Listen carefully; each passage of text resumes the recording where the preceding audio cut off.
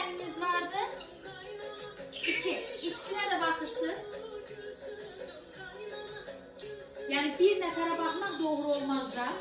İkisinə də. Biraz da süzün. Belinizi düz tutursunuz. Gelirsiniz gelinlere doğru.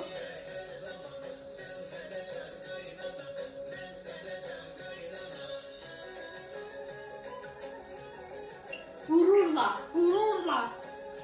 Naz şeklinde. Yani dille demeseniz de o belə. Bakın.